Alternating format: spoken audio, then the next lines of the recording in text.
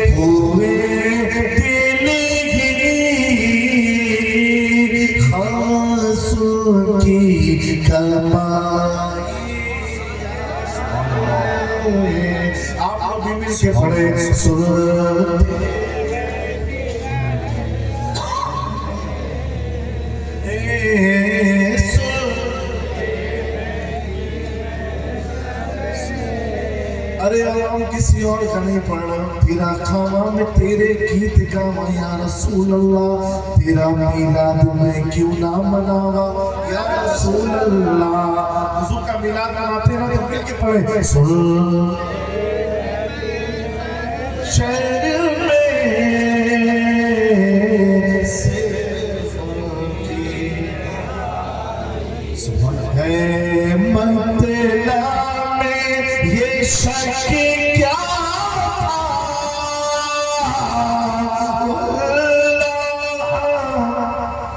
رضا واللہ نام یہ شک کیا تھا واللہ رضا واللہ صرف رسائی ہے صرف کی رسائی ہے لو جب تو بنائی ہے سنتے ہیں سبحان اللہ سبحان اللہ صرف کی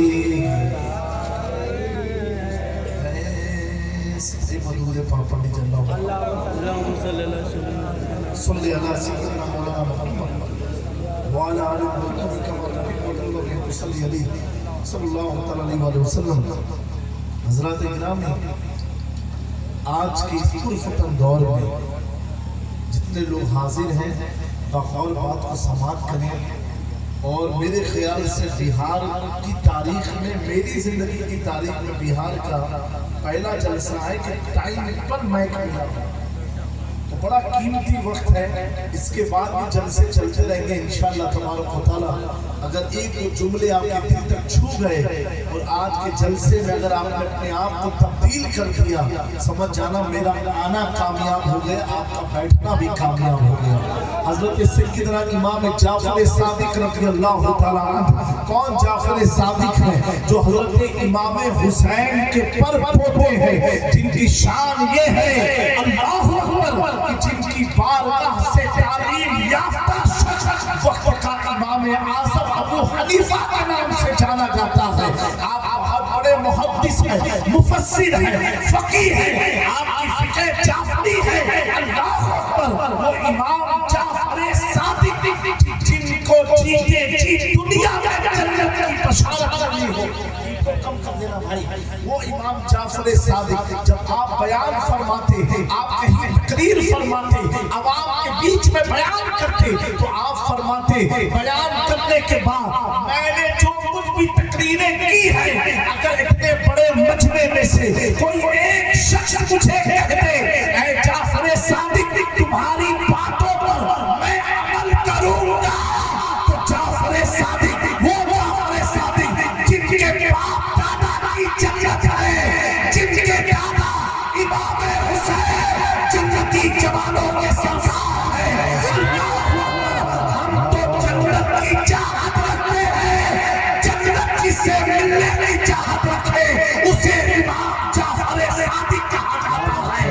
سیدنا امام جعفر صادق فرماتے ہیں تقریر کرنے کے بعد اگر اتنے بڑے مجمع میں سے کوئی ایک شخص یہ کہہ دے کہ اے جعفر صادق میں تمہاری باتوں پر عمل کروں گا، آپ فرماتے ہیں کل قیامت کے دن وہ آدمی مجھ کو جنت میں لے جائے گا، سبحان اللہ سبحان آدمی مجھے جنت میں لے کے جائے گا۔ اب آپ سوچو تو صحیح، اگر ایک آدمی بھی کسی کے ایک بیان سے اپنی زندگی سنوار دیتا ہے، اس کے لیے دنیا اور آخرت کے لیے اتنا کافی ہے۔ میرے پیارو، وقت بڑا قیمتی ہے، وقت بڑا دامنگیر ہے۔ ہمیں لگ رہا ہے کہ وقت کٹتا جا رہا ہے، ہم تیزی سے بڑھتے جا رہے ہیں۔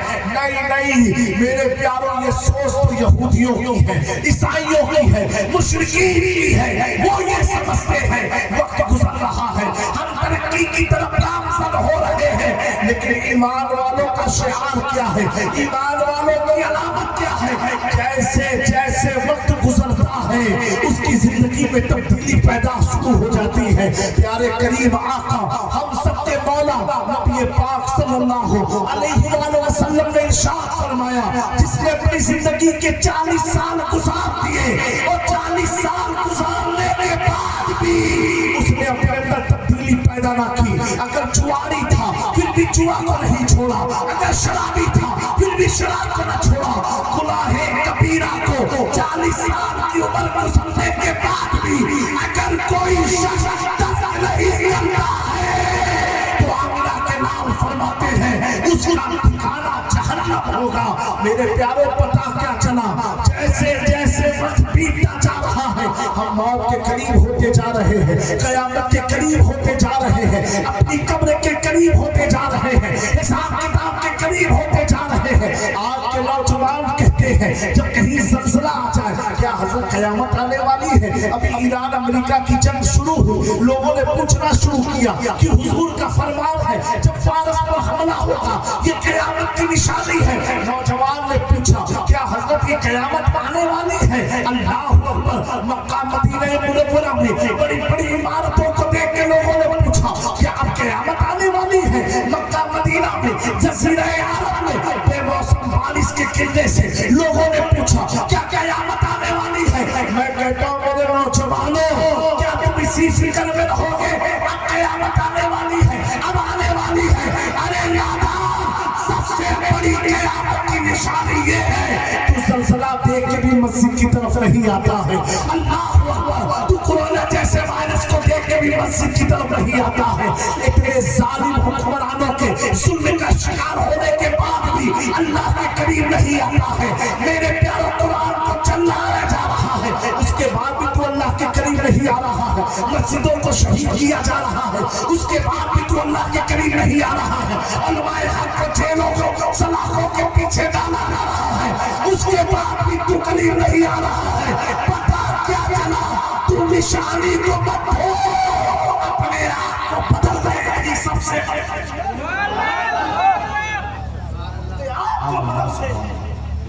آج پوری دنیا میں ہماری عزت کیسی ہو گئی, ہم ختم ہونے کے قریب ہیں. یعنی اسلام نہیں ہے, ایک بات یاد رکھنا, اسلام کے تعلق سے مٹ گئے, مٹتے ہیں, مٹ جائیں گے عطا تیرے. نہ مٹا ہے نہ مٹے گا کبھی چرچا تیرا. جو فرعون کی حکومت اسلام کو نہ مٹا سکی, نمرود کی حکومت اسلام کو نہ مٹا سکی, ابو جہل ابو لہب کی پالیسی اسلام کو نہ مٹا سکی, کوئی دنیا میں مٹا نہیں سکتا ہے. اسلام تو رہے گا, اسلام تو رہے گا. ہاں, بنام مسلمان ہمیں مٹایا جا رہا ہے. میرے پیارو, آپ غور کرو, ہوش کے ناخن لو, اپنے اندر بیداری پیدا کرو. کب تک غفلت کی زندگی جیتے رہو گے؟ کب تک اپنے آپ کے ساتھ کھیلتے رہو گے؟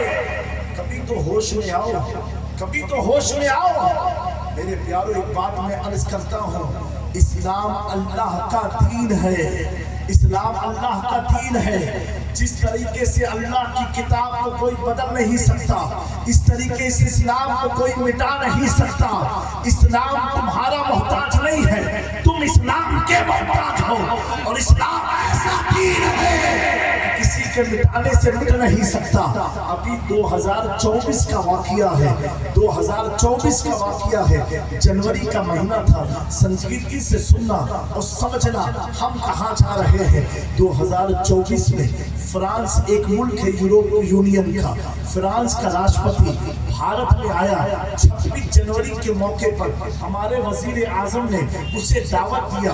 26 جنوری کے اوسر پر وہ دلی آئے, اور دلی آنے کے بعد ان کا خیر مقدم جو کچھ بھی ہوا. یہ میکرون کون ہے جس کی چھوی پورے ورلڈ میں اینٹی مسلم کے نام سے جانی جاتی ہے, جس کے دور حکومت میں آج بھی وہ راشٹرپتی ہے. قرآن کو جلایا گیا, مساجد کو شہید کیا گیا. فرانس ملک کا حال ایسا ہے, ایسا تھا کہ عورتیں حجاب نہیں لگا سکتی ہیں, اور مرد اگر ٹوپی ہے تو داڑھی نہیں رکھ سکتے, اگر داڑھی ہے تو ٹوپی نہیں لگا سکتے. یہ فرانس کا قانون ہے. یونیفارم سول کوڈ وہاں لاگو ہے. میرے پیاروں, تم دین اور دھرم کی شناخت اپنے جسم کے ذریعے نہیں کر سکتے ہو, یہ وہاں کا قانون ہے. جب وہاں کا راشٹرپتی, اب آپ سوچو تو صحیح, ابھی تو خیر ہے بھارت میں کہ ہم داڑھی ٹوپی لگا کے گھوم سکتے ہیں, دین کا پرچار کر سکتے ہیں, مساجد کو قائم کر سکتے ہیں, ادارے کو چلا سکتے ہیں. اے میری قوم کے نوجوانوں, وہی پالیسیاں اب ہمارے وہاں بھی لگنے لگی ہے. اگر آج بھی تم غفلت میں اپنے مدرسوں کو کمزور سمجھ کر کے چھوڑ دیا, کل اٹھ کے تیری قبر پر فاتحہ پڑھنے والا نہ ملے گا, تجھے غسل دینے والا نہ ملے گا. میں یہ کہتا ہوں, اپنے کھیتوں کی حفاظت بعد میں کرنا, اپنے دینی مدرسے کی حفاظت اللہ سبحان اللہ پہلے کرنا, کیونکہ اس کے ذریعے تمہاری نسلیں سنورتی رہیں گی. کھیتوں سے ممکن ہے بگڑ جائے, ادارے سے بگڑیں گے نہیں, سنوریں گی.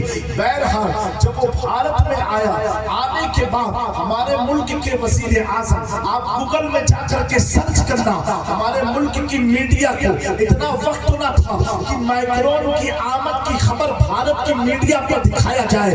پردھان منتری مودی جی نے اس سے پوچھا, یہ بتائیں بھارت میں آپ کہاں جانا چاہتے ہیں, آپ کی خواہش کہاں ہے, کہاں جائیں گے؟ اللہ اکبر. اب آپ سوچو تو صحیح, اگر کوئی شخص بھارت آتا ہو, میں آپ کے علاقے میں آتا ہوں, مظفر پور میں آیا, اور آپ مجھ سے پوچھو گے حضرت کہاں جانا چاہتے ہو, تو میں کیا بولوں گا؟ مسجد کہاں ہے بیٹا, نماز کے لیے چلنا ہے. کیا کوئی بڑا دینی ادارہ ہے کہ نہیں ہے؟ جس کا جو ذوق ہوتا ہے وہ اپنے ذوق کی باتیں کرتا ہے. ہے جب ملک کے وزیر اعظم نے پوچھا mister Macron where should you want to visit in India Bharat میں گھومنا کہاں چاہتے ہو تو اس نے یہ نہیں کہا کہ لال قلعہ دیکھنا ہے تاج محل دیکھنا ہے قطب مینار دیکھنا ہے بلکہ کیا کہا I want to go and visit to حضرت نظام الدین اولیاء درگاہ مجھے نظام الدین اولیاء کی درگاہ پر جانا ہے محبوب الہی کی بارگاہ میں جانا ہے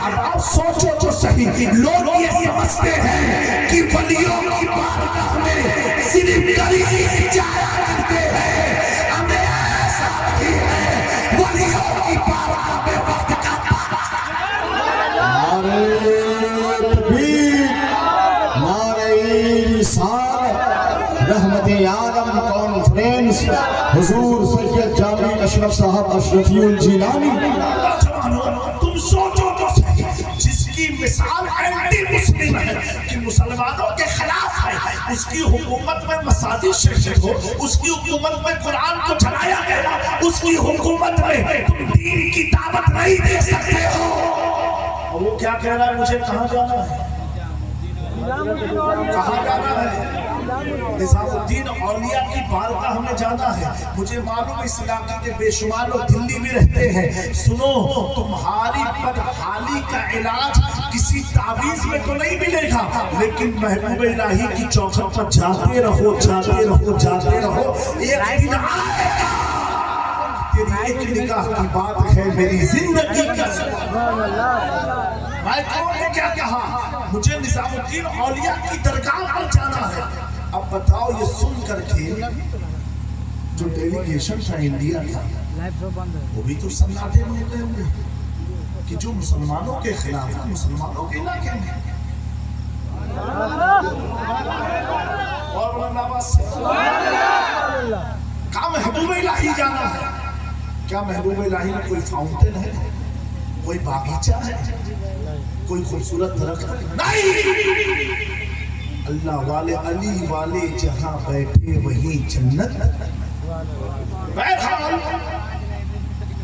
ٹائم ان کا مقرر ہوا 2024 کی بات ہے جنوری میں اور مقرر وقت کے حساب سے رات میں 10 بجے وہ محبوب الہی کی بارگاہ میں گئے کون گیا میکرون جو اینٹی مسلم ہے اور آپ اکیلا نہیں اپنے پریوار کے ساتھ بیوی بچوں کے ساتھ اور محبوب الہی کی بارگاہ میں وہاں پر ایک خادم ہے سید کلیم نظامی صاحب ان کے ذریعے میں بھی حاضری لگاتا محبوب الہی کی بارگاہ میں وہ ان کے ساتھ ساتھ گائیڈ کر رہے تھے تو میکرون نے کیا کہا معلوم ہے کہ آپ سب لوگ مجھے کم سے کم 15 سے 20 منٹ کا ٹائم دے میں درگاہ میں اکیلے رہنا چاہتے ہیں کوئی نہ رہے تیسرا مجھے اکیلے رہنا ہے اور یہ آپ کو یوروپ کی میڈیا میں پورے گوگل میں آپ سرچ کرنا فرانس پریسیڈنٹ وزٹ ٹو نظام الدین درگاہ 2024 وہ آج بھی راشٹرپتی ہے اب سننا میرے پیاروں اسلام سے انہیں نفرت نہیں ہے انہیں نفرت کس چیز سے میں بتانا چاہتا ہوں کیا 15 سے 20 میں مجھے دربار میں رہنا ہے یہ وہ آدمی جس کا تعلق اسلام سے نہیں ہے جس کا تعلق تصوف سے نہیں ہے جس کا تعلق بزرگوں سے نہیں ہے وہ ہے اور ایک ہم اور آپ جاتے ہیں 5 انچ بھاری ہے تو گنبد دیکھیں گے تو یہ دیکھیں گے تو خادم کہاں بھاگا تو اس نے کس کو لوٹا رے پیاروں اتنی بڑی بارگاہ میں جا کے بھی تیری نگاہوں پر تیرا کنٹرول نہیں ہے تو کیا کرے گا زندگی میں اور خادم بتا رہے تھے کہ 30 منٹ وہ آسانے پر بند کر کے اس کے بعد 1 گھنٹہ قوالی سنی آستانے کے صحن پر پورا پروگرام ان کا 1 آور کا تھا حضرت مفتی صاحب 1 گھنٹے کا ایک راشٹرپتی کا ٹائم وہ بھی یوروپ کا پاور غریب ملک نہیں ہے بہت پاورفل ملک ہے وہاں کا 1 یورو بھارت کا 110 روپیہ بنتا ہے اتنے پاورفل اور ٹاپ 10 نیوکلیئر پاور میں فرانس کا نام ہے یوروپ کی ایک مہاشکتی کا نام فرانس ہے اس ملک کا راشٹرپتی محبوب الہی کی بارگاہ میں 1 گھنٹہ نہیں 2 گھنٹہ بتایا محفل سوا کو सुना, ये सारे प्रोसेस जब हुए तो ये फॉरेन की मीडिया ने पूछा कि कितने बड़े भारत में आप निजामुद्दीन औलिया की दरगाह पर क्यों आए और आपकी शनाख्त एंटी मुस्लिम है, फिर ये मुसलमानों के धर्म स्थल पर आने का मकसद क्या है? अल्लाह अकबर। फ्रांस के राष्ट्रपति जवाब देता है, कहा सुनो, ये बात तो सच्ची है कि मैं एंटी मुस्लिम हूँ, मैं मुसलमानों को पसंद नहीं करता था। मेरा एक दोस्त है जिसने मुझे निजामुद्दीन की लिखी हुई किताब मुझे तोहफे में दिया, मैं किताब पढ़ते जाता महबूब इलाही के कलीम। जिंदाबाद जिंदाबाद जिंदाबाद जिंदाबाद, वाह वाह वाह वाह। ये जोर से बोले, जोर से बोले, सुभान अल्लाह सुभान अल्लाह। जिंदाबाद जिंदाबाद। मैं किताब पढ़ते जा रहा था, पैगंबर की विचारधारा के करीब होते जा रहा था, मैं किताब पढ़ते जा रहा था, इस्लाम को समझते जा रहा था। अब मेरे प्यारों सोचो तो सही, जो निजामुद्दीन 800 साल के बाद भी एक मुल्क के राष्ट्रपति को इस्लाम समझा हो, तभी तो माइक्रो में महबूब इलाही की चौखट पर आकर के इमाम में इसको मोहब्बत के जुमले में कहा जाए तो उसने कहा मैं मुजरिम हूँ, मुझे बहुत अच्छे बहुत अच्छे बहुत अच्छे बहुत अच्छे, वाह वाह वाह। मैं इस्लाम को समझते जा रहा था, करीब होते जा रहा था। मेरे प्यारों का यही वजह है मैं भारत आया, मेरा प्लान था निजामुद्दीन औलिया की दरगाह पर मुझे जाना है, मुझे हाजिरी देना है। उसी सन 2024 के सितंबर में ईद मिलादुन नबी के बाद मेरा प्रोग्राम फ्रांस का था। जब मैं फ्रांस में गया तो वहाँ के उलमा ने बताया, दावत इस्लामी के अजीम सेंटर में मेरा इस्तकबालिया हुआ। वहाँ के मुबल्लिगीन ने बताया, पहले हम दाढ़ी टोपी एक साथ नहीं लगा सकते थे, अगर टोपी है तो दाढ़ी नहीं, औरतें हिजाब नहीं लगा सकती थी, हम दीन की प्रचार नहीं कर सकते थे। ये करम है निजामुद्दीन औलिया का कि जब वो फ्रांस का राष्ट्रपति भारत से वापस पलट करके अपने मुल्क आया तो उसने कहा सुनो, इस्लाम दहशतगर्द का मज़हब है, दहशतगर्द को अगर खत्म करना है तो सुभान अल्लाह सुभान अल्लाह हम दहशतगर्द को खत्म नहीं कर सकते हैं, अगर खत्म कर सकते हैं तो सिर्फ इस्लाम के जरिए खत्म सकते हैं। मिट गए मिटते हैं मिट जाएंगे अता तेरे, न मिटा है न मिटेगा कभी चर्चा तेरा। अभी हजरत मक्की शाह के उर्स में तुम आए हो, आप महबूब इलाही के उर्स में जाते हो, गरीब नवाज की बारगाह में जाते हो, मखदूम सल्लानी की बारगाह में जाते हो। मेरे प्यारों, जिनके पास तुम जा रहे हो, जिनकी बारगाह में जा रहे हो, उनसे पूछो ऐ गरीब नवाज, आपको अल्लाह ने महबूबियत का मकाम कैसे अता किया? तो गरीब नवाज फरमाएंगे, जिसने 60 साल तक तकरीबन 60 इयर्स तक 60 साल तक अपनी पीठ को जमीन पर न लगाया हो, उसको अल्लाह महबूब का मकाम अता फरमाएगा। कितने साल तक?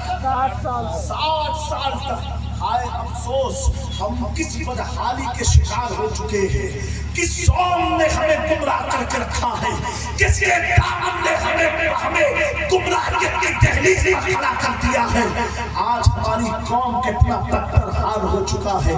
अगर इलाके में मैयत ना हो तो कुरान को खोलना लोग भूल जाएंगे, कुरान को खोलना भूल जाएंगे। एक इसी बिहार के दरभंगा का वाकया है। एक जलसे में हम गए, हम अक्सर कहते हैं उलमा मशाइखीन को अगर जलसे में जाए या मुरीद के घर जाए, चाहे रस्मी तौर पर हो या हकीकतन हो, मैं ये कहता हूँ, दावत फिक्र देता हूँ कि सुनो, जब भी किसी के मोमिन के घर जाओ तो हमें एक बार उससे कुरान तो जरूर मांगना चाहिए कि बेटा कुरान ला, कुरान पढ़ना है। क्यों? क्योंकि जब तक हम पीर आलिम नहीं मांगेंगे, उनके दिल में قرآن کی عظمت کہاں سے پیدا ہوگی؟ جب میں دربھنگا گیا میں نے کہا بیٹا قرآن پاک ہے؟ بولے ہاں حضرت، لے کر کے آئے، اللہ اکبر اللہ اکبر، ایسا لگ رہا تھا کہ صدیوں قبرستان میں کھڑا ہوا قرآن تھا جس کو اکھاڑ کے لے کر کے آئے، پورا گھر کا آلود لگا ہوا، جالے لگے ہوئے۔ ارے پیارو، جس کتاب جو اللہ کی کتاب ہے، محبوب کتاب ہے، اسے تم اس طرح رکھو گے تو تمہارے دلوں میں ایمان کی روشنی کہاں سے پیدا ہو سکتی ہے؟ تمہاری نسل نیک کہاں سے ہو سکتی ہے؟ تمہاری روزی میں برکت کہاں سے آ سکتی ہے؟ کان کھول کر کے سن لو، کسی کی تعویذ، کسی کا چراغ، کسی کی بارگاہ کا فیض اس وقت تجھے ملے گا جب تم موجودہ گھر میں قرآن کی عزت نہ کرنا چاہتے ہو۔ اگر تم نے قرآن کی عزت نہ کی تو تم کچھ بھی کر لے، کچھ تجھے ملنے والا نہیں۔ تیری نفس تجھے خوش کرتی رہے گی لیکن تو شیطان کے ہاتھ کا کھلونا اور ہتھیار بنتا ہوا نظر آئے گا۔ میرے پیارو، اگر میت نہ ہو تو یہ قوم تو قرآن کو بھی نہیں کھولتی ہے، اتنا بدحالی کے شکار ہو چکے ہیں۔ اب میت ہونے پر لوگ قرآن خالی پڑھتے ہیں۔ میں پوچھنا چاہتا ہوں، اے نوجوانوں، مجھے ایمانداری سے بتاؤ، رحمت دو عالم کانفرنس میں آئے ہو، ایمانداری سے بتاؤ، مر چکا ہے تمہارا باپ دادا، مر چکی ہے تمہاری ماں بہن، دنیا میں نہیں ہے، پھر قرآن کیوں پڑھ رہے ہو؟ قرآن خالی کیوں کر رہے ہو؟ کیا کہو گے؟ یہ کہتے ہیں حضرت اس لیے پڑھ رہے ہیں تاکہ ان کی روح کو سکون ملے، ان کی قبر اندھیرے سے اجالے میں تبدیل ہو، ان کی قبر میں اللہ حسن پیدا فرما، ان کی قبر پر نور کا گہوارہ بنا، ان کی قبر پر رحمتوں کا نزول ہو۔ میں پوچھنا چاہتا ہوں، تو قرآن پڑھے گا، سکون تیری ماں کی روح کو ملے گا۔ تو قرآن پڑھے گا، عذاب میں تکلیف تیری ماں کو ہوگا۔ تو قرآن پڑھے گا، قبر روشن تیری ماں کی ہوگی۔ تو قرآن پڑھے گا، رحمت کا نزول تیری ماں کی تربت پر ہوگا۔ تو قرآن پڑھے گا، تیری ماں کے درجات بلند ہوں گے۔ نوجوان کہے گا جی حضرت یہی وجہ ہے، یہی وجہ ہے۔ میں نے کہا نادان، تو خود کہہ رہا ہے تیرے پڑھنے سے ماں کو سکون، تیرے پڑھنے سے ماں کے عذاب میں تکلیف، تیرے پڑھنے سے ان کے درجات بلند، تیرے پڑھنے سے قبر پر رحمت کی بارش۔ ارے نادان، یہیں سے سبق سیکھ لے، جب تیرا پڑھا ہوا قرآن مردے کو ترازائے دے رہا ہے، اگر تو زندگی میں پڑھا ہوتا تو آج تو دروازہ نہ بھٹکتا، بلکہ قرآن پڑھتا کامیابی کی طرف کامیابی کی طرف چلا جاتا، کامیابی تیرے قدموں کا بوسہ لاتی۔